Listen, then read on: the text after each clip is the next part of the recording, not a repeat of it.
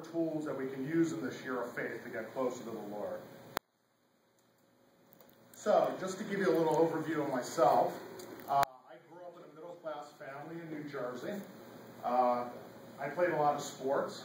I was an all-state soccer goalie in high school. And incidentally, if any of you are soccer fans, Tim Howard, who's the starting goalkeeper on Everton in the British Premier League, and who was the starting goalie for the U.S. in the last World Cup, went to my high school. And he was a couple goalies after me. So I like to think that I paved the way for him. I played some baseball. I was in the Boy Scouts. My father was a diehard deer hunter, so I did a lot of hunting with him. But faith didn't play a big role in my family. You know, my family was the classic Creasters. They went to church twice a year, on Christmas and Easter. You know, the only times I prayed was to win a soccer game or pass a test in school, basically. But they made sure that my brother and I were baptized and that we at least went to Sunday school to learn about the faith. So Dad every week would bring us to Sunday school, and he would actually sit in his truck and eat donuts and read the newspaper as we were in Sunday school, learning about the faith. And one week, I really didn't want to go to Sunday school. And I told Dad as much. I said, Dad, I'm not going this week. I'm not going to Sunday school. He said, yes, you are. I said, no, Dad, I'm tired. I don't feel like going. He said, yes, you're going. So I took off and started running around the house to get away from him. And he took off and started running after me. So we ran 3 times around the house.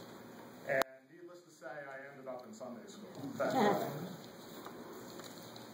When I was 17, my best friend at the time invited me to a prayer meeting at Rutgers University, and he went on a weekend retreat, and he came back and he said, I got the Holy Spirit on my fingertips. He was just full of enthusiasm, and he had obviously had an experience of God.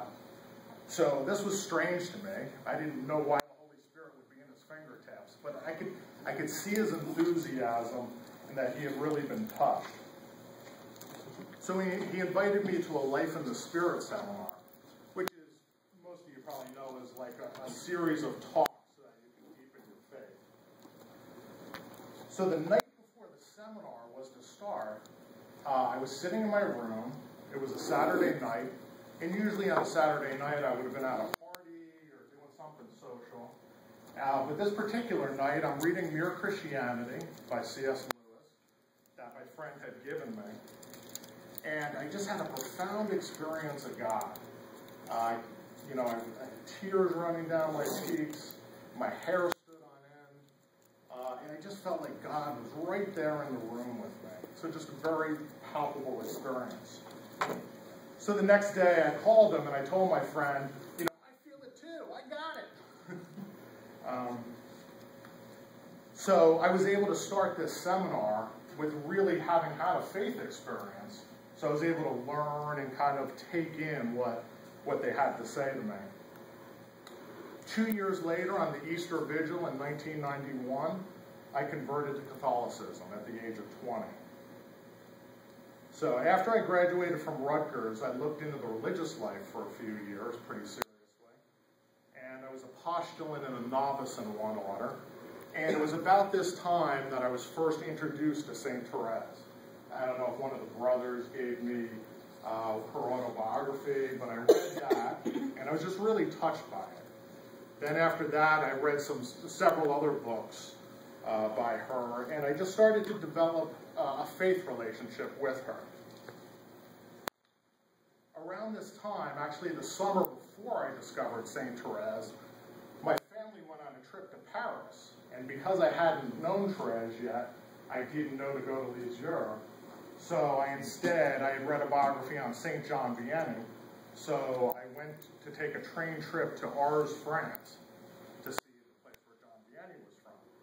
Well, I took a beautiful train ride across France for 3 hours, and I got to this small little town, and as the train's coming in, I'm kind of looking for a cathedral or something big in honor of St. John Vianney, but it wasn't there anywhere. So I'm like, that's strange.